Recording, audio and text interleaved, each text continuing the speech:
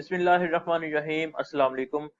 इस वीडियो में मैं आपको बताऊंगा कि डायलिसिस प्रोसेस क्या होता है, डायलिसिस की कितनी अक़साम है और डॉक्टर आपको डायलिसिस प्रोसेस क्यों और कब रिकमेंड करते हैं और डायलिसिस प्रोसेस कैसे किया जाता है। तो ये सब कुछ बड़ी तफसील से मैं आपको इस वीडियो में बताऊंगा।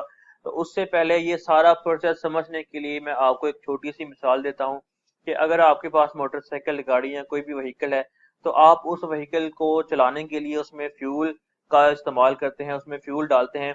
तो जब आप फ्यूल डालकर उसके इंजन को ऑन करते हैं तो इसका इंजन जो है वो वर्किंग करता है और उस फ्यूल को यूज करते हुए एनर्जी प्रोड्यूस करता है, जिसके नतीजे में होता यह है कि आप उस एनर्जी से उस व्हीकल को चला सकते हैं।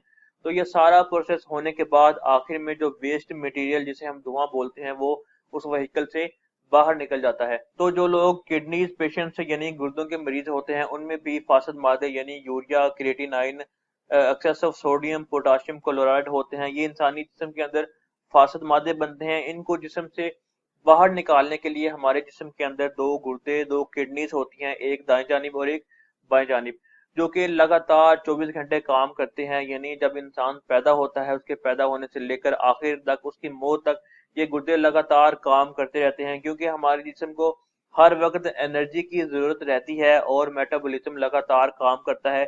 जिसके नतीजे में होता यह है कि हमारे जिस्म के अंदर वेस्ट मटेरियल, फासद मादे, यूरिया और क्रिएटिनाइन बनते हैं, जिनको बाहर निकालने का काम ये गुर्दे करते हैं। यानी आप समझ लें कि गुर्दे जो हैं ये छलनी का काम करते हैं, यानी हमारे जिस्म में से, खून में से ये यूरिया और क्रिएटिनाइन को छान कर उनमें पानी मिलाकर यूरिन यानी पेशाब की सूरत में जिस्म से बाहर निकाल देते हैं। लेकिन एक बात याद रखें कि अगर आपके गुर्दों में खाने पीने की वजह से या किसी भी वजह से कोई खराबी आ गई है, तो या आपके गुर्दे जो है वो उनके काम करने की सलाहियत बहुत कम हो गई है, तो डॉक्टर आपको लास्ट कंडीशन में ये बोलते हैं कि आपको सीकेडी हो गया है, यानी क्रोनिक किडनी डिजीज, या बाज़ को आपको बोलते हैं कि आपको सीआरएफ हो गया है, यानी क्रोनिक रीनल फेलर। या बाज केसेस में ऐसा होता है कि डॉक्टर आपको बोलते हैं कि आपको एआरएफ हो गया है, यानी एक्यूट रीनल फेलर। या अगर आपको आसान लफ्जों में बताऊं कि डॉक्टर आपको बोलते हैं कि आपके गुर्दे फेल हो गए हैं, वो काम करने की सलाहियत उनकी बहुत कम हो गई है, यानी अब उनमें इतनी ताकत, इतनी पावर नहीं है कि वो आपके जिस्म से इन फासद मादों को, इन वेस्ट मटेरियल्स को बाहर निकाल सके। तो फिर आपको डॉक्टर एक प्रोसेस रिकमेंड करते हैं जिसे हम डायलिसिस प्रोसेस कहते हैं, जो कि एक हेल्प करता है आपकी इन फासद मादों को जिस्म से बाहर निकालने के लिए। तो एक बात याद रखिए कि जब आपके गुर्दों में कोई खराबी आती है, और मिसाल के तौर पे आपके गुर्दे 100% काम करते हैं, तो खराबी की वजह से वो 90% काम करते हैं और 90% से कम होकर वो 80% काम करते हैं और 80 से कम होकर 70-60 और कम होते होते वो सिर्फ 15 से 20% ही काम कर पाते हैं। तो इस कंडीशन में, इस स्टेज पे आके डॉक्टर आपको बोलते हैं कि अब आपको डायलिसिस प्रोसेस करवाना चाहिए, ताकि आपके जिस्म के अंदर से जो वेस्ट मटेरियल्स हैं वो बाहर निकलें या आपका जीएफआर रेट 50% से कम आए। जीएफआर यानी ग्लोमेरुलर फिल्ट्रेशन रेट, अगर आपका ये 50% से कम आता है कि तो डॉक्टर आपको फिर बोलते हैं कि आपको डायलिसिस प्रोसेस करवाना चाहिए।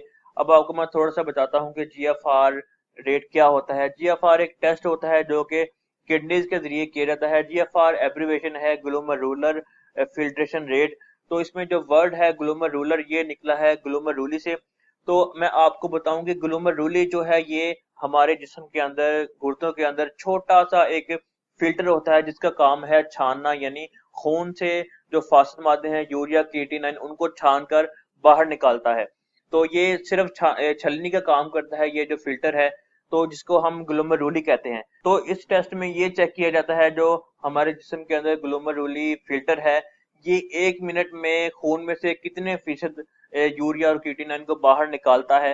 तो जब आपका जीएफआर रेट जो है, ये टेस्ट जो है, वे 50% से कम आता है, तो फिर आपको डॉक्टर बोलते हैं कि डायलिसिस करवाना चाहिए। अब हम देखते हैं कि डायलिसिस की कितनी अक़साम है, डायलिसिस कितनी तरह का होता है। तो डायलिसिस 2 तरह का होता है, पहले हीमो डायलिसिस और दूसरा पेरिटोनियल डायलिसिस। तो पहले हम देखते हैं कि हीमो डायलिसिस क्या होता है। तो जैसा कि आपको नाम से ही जाहिर है कि हीमो मतलब हीमोग्लोबिन से निकला है। हीमोग्लोबिन का मतलब है ब्लड यानी खून। तो जो डायलिसिस खून के जरिए किया जाता है, जो डायलिसिस खून के थ्रू किया जाता है, उसे हम हीमोडायलिसिस कहते हैं। तो हीमोडायलिसिस प्रोसेस जो है ये हॉस्पिटल के अंदर जाकर ही करवाया जा सकता है, ये आप घर पर नहीं कर सकते। और डॉक्टर आपको ये रिकमेंड करते हैं कि आपने ये प्रोसेस जो है ये आपने हफ्ते में 3 बार करवाना है, यानी हर 2 दिन बाद ये आपका डायलिसिस होता है। और हर सिटिंग आपकी तकरीबन 4 घंटे की होती है। यानी जब इंसानी जिस्म के अंदर क्रिएटिनाइन और यूरिया, ये फास्फेट मादे, ये वेस्ट मटेरियल ये बढ़ जाते हैं, तो इनको जिस्म से बाहर निकालने के लिए हीमोडायलिसिस किया जाता है। अब मैं आपको बताऊं कि हीमोडायलिसिस प्रोसेस कैसे किया जाता है। तो आपके बाजू के अंदर एक एवी फिस्टुला क्रिएट किया जाता है। एवी, ए यानी आर्टरी, वी यानी वेन। तो आपके बाजू में से आर्टरी और वेन को कंबाइन करके एक फिस्टुला बनाया जाता है, जिसे हम आर्टरी वीनस फिस्टुला कहते हैं। और ये फिस्टुला डॉक्टर आपके डायलिसिस से तकरीबन 2 से 3 महीने पहले बनाते हैं, क्योंकि इसको प्रिपेयर होने में टाइम लगता है। तो हीमोडायलिसिस में होता क्या है कि आपकी जो आर्टरी है उसमें से खून जो है एक मशीन में जाता है, क्योंकि हीमोडायलिसिस में एक मशीन का इस्तेमाल किया जाता है खून को प्योरीफाई करने के लिए। तो आर्टरी से खून गया उस मशीन में, तो उस मशीन का काम क्या है कि उस मशीन ने खून में से जितने भी वेस्ट मटेरियल्स हैं, यानी यूरिया और क्रिएटिनाइन, उनको निकालना होता है और खून को काफी हद तक प्योरीफाई करके, साफ करके उसको वेन के जरिए से जिस्म में दाखिल करती है। और ये प्रोसेस मैं आपको बताऊं कि तकरीबन 4 घंटे का होता है, यानी 2 दिन में जो आपके जिस्म के अंदर, आपके खून के अंदर जो वेस्ट मटेरियल जमा होते रहते हैं, वो काम ये मशीन सिर्फ 4 घंटे में करती है। यानी वेस्ट मटेरियल मिला हुआ खून इस मशीन में गया और इस मशीन ने वो खून प्योरीफाई करके आपके जिस्म के अंदर दाखिल कर दिया। तो इस सारे प्रोसेस को हम कहते हैं हीमोडायलिसिस। तो अब हम बात करते हैं पेरिटोनियल डायलिसिस के बारे में। जैसा कि नाम से ही जाहिर है, पेरिटोनियम यानी जो हमारा पेट होता है, जो हमारी पेट की कवरिंग है, जो इसकी में जो लाइनिंग होती है, उसको साइंसी जुबान में पेरिटोनियम कहते हैं। तो यानी जो पेट के जरिए डायलिसिस किया जाता है उसे हम पेरिटोनियल डायलिसिस कहते हैं। तो जैसा कि मैंने आपको बताया था कि हीमोडायलिसिस जो है वो आपको हॉस्पिटल जाकर के ही करवाना पड़ता है, क्योंकि उसमें मशीन की जरूरत पड़ती है।